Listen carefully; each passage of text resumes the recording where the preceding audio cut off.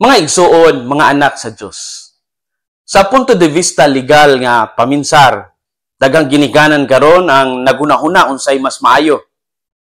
Magbahin ba ang mga anak sa katigayunan samtang buhi pa ang mga ginikanan? O hulaton nga mamatay ang mga ginikanan, una pa mabahin ang kabtangan? Unsa may gusto ninyo? Bahinon ang kabtangan samtang buhi pa ang ginikanan o paabuton sa nga maded ang ginikanan una magbahinay ang mga anak? Ang tinuod, ang duha nga atong gipilian adunay legal nga mga proseso o tagsa-tagsa na ay positive o negative. Kung buhi pa ang ginikanan o gusto nila nga magbahin na ang mga anak, mahimo kini pinaagi sa deed of donation o partition agreement nga giaprubahan sa tanan nga mga anak o notaryado.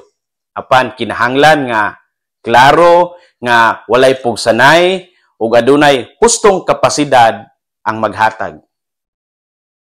Sa laing bahin, kung patay na ang ginikanan, ang pagbahin mahimong pinaagi sa extrajudicial settlement kung ang tanang tagapagmana nagkauyon o judicial partition kung adunay panagbangi. Sa duha ka options, kinahanglan gyud nga bayaran ang mga buhis o iparegister sa Register of Deeds ang mga dokumento aron legal nga mabalhin ang katigayunan. So unsa may mas maayo para ninyo? Bahinon ang kabtangan samtang buhi pa ang ginikanan o paabuton sa nga maded ang mga ginikanan una magbahinay ang mga anak? Bisan pa man legal ang tanan, usara gyud ang tinuod nga giingon sa ebanghelyo karon. Ang bahandi sa yuta dili makaluwas sa kalag. Mao ni ang gibutyag sa sambingay sa dato nga hangol, the rich fool, naghinubra iyang kabtangan apan ato dayang gabhiuna madedo na daay siya. Unsay pahinumdum alang kanato karon? Unang punto, ang magpakalunod sa kabtangan dili mao ang atong katuyuan sa kalibutan. Ang tinuod nga bahandi dili makita sa atong kamalig kundi sa atong kasing-kasing. Ang dato sa sambingay nakalimot nga ang kalipay dili masukod sa kadaghan sa gipanag-iya. Ang taong dato dili man dautan, apan ang iyang sayop mao nga giisip niya nga ang iyang kalag mahimong tag-iya sa mga butang. Apan ang kalag dili gutomon sa pagkaong kalibutanon kundi sa grasya. Ang Dios kanunay gusto baya nga maghatag og maayong buhat kanato. Apan puno kaayo ang atong mga kamot aron modawat. Ang problema dili kay kulang ang grasya kundi puno na ta sa atong mga kaugalingon sa atong mga gipanag-iya. Dagan sa mga Pilipino nag-aaway tungod sa yuta o katigayunan. Apan gamay ra ang nag-away tungod sa kabubuton sa Ginoo.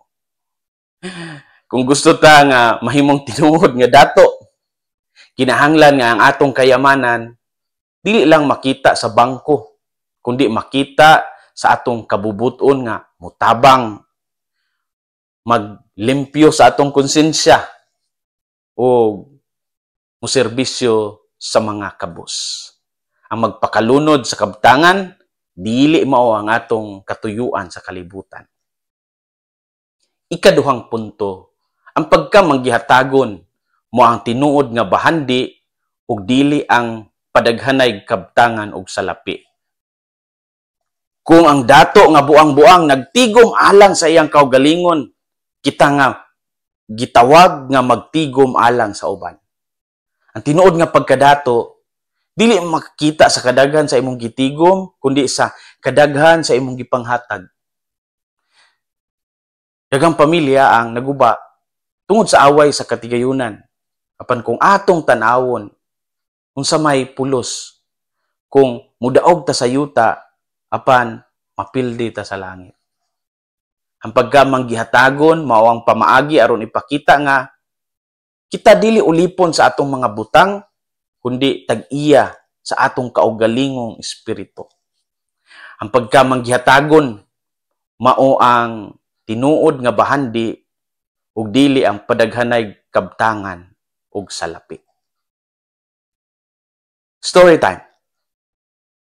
Base sa Philippine Civil Code, kung ang usa ka tawo mamatay nga walay heirs o tagapagmana, ang iyang mga kabtangan mahimong ibalik sa gobyerno sa iyang probinsya o lungsod.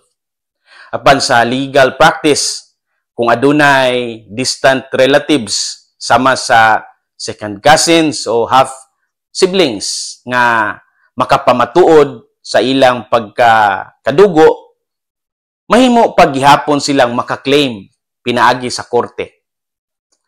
Sa pagkatinuod, kini nga balaod nagpahinumdom nga ang tanan nga kabtangan nga atong ipundok sa katapusan mubalik ra sa yuta. Walay makadala niini sa atong lubnganan. Ang Ginoo gusto nga samtang buhi pa kita, gamito nato kini alang sa kaayuhan sa uban. Aron ang espiritu sa pagkamanggihatagon mahimong marka timaan sa atong pagka-Kristiyanos. Mga igsuon, mga anak sa Dios. Ang ebanghelyo karon nag-awag kanato nga tan-awon ang atong relasyon sa mga butang. Ang kwarta, balay ug yuta dili dautan. Apan kung kinina ang nagmando sa atong kasing-kasing, diha na magsugod ang atong kalaglagan. Ang Ginoo nag-awhag kanato nga magpundok og bahandi sa langit pinaagi sa pagtabang sa kabus o pagpakabana sa uban. Busa kung naakay grasya, ipakita kini pinaagi sa pagpaambit. Ang imong kabtangan mahimong paagi sa kaluwasan sa uban. Gamita kini aron makabuhat og maayo, dili aron magpasigarbo.